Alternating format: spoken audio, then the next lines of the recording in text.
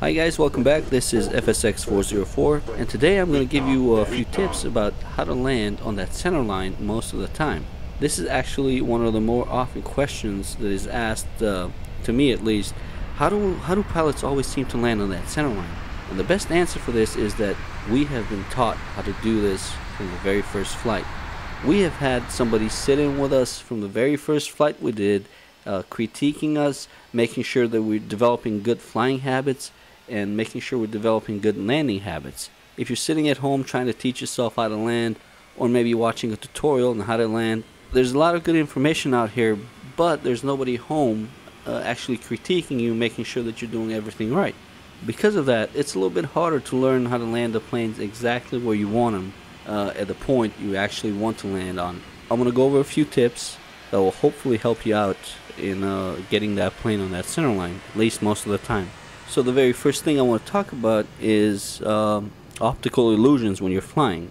Just because you're sitting in the left pilot seat does not mean that you have to keep that center line off to your right.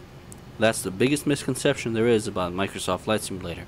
If you think about it, even in a big 747, the distance between the pilot seat and the co-pilot seat is only a few inches. That distance is so small it's really irrelevant.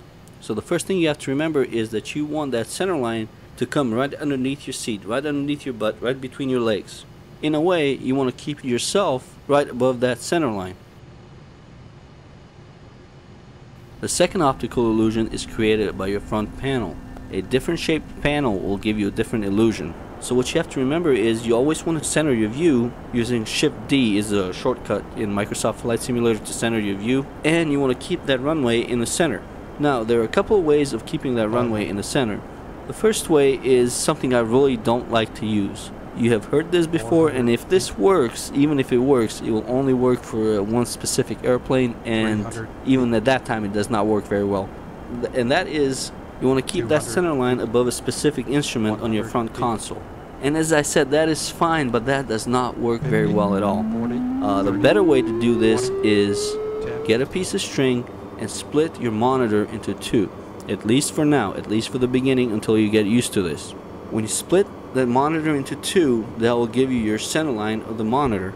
Once you have this midpoint of your monitor, you can actually keep that runway at that midpoint and line yourself up using that line, this midpoint with the runway a lot better than if you try to do it visually or if you try to do it using an instrument on the front console.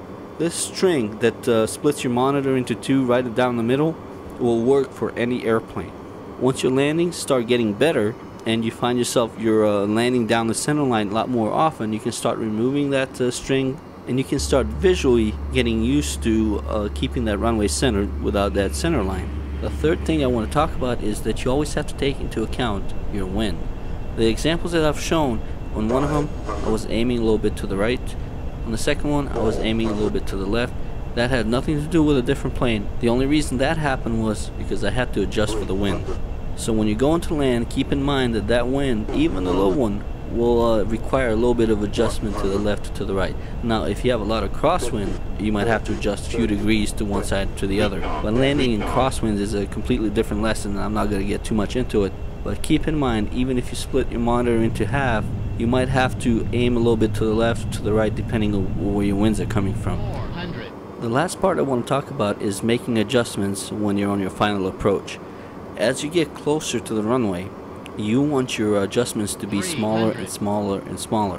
What you're aiming for is making all the adjustments you need to get yourself lined up with that center line by the time you're a quarter mile away from the end of the runway. You want to get yourself to that point where that last quarter mile, you really don't want to make big adjustments.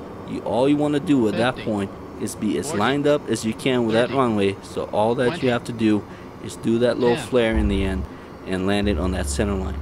Anyway guys, this is not everything. It will take time, it is frustrating, and it will take a lot of practice with this. This is not an easy thing to do, land it on the center line all the time.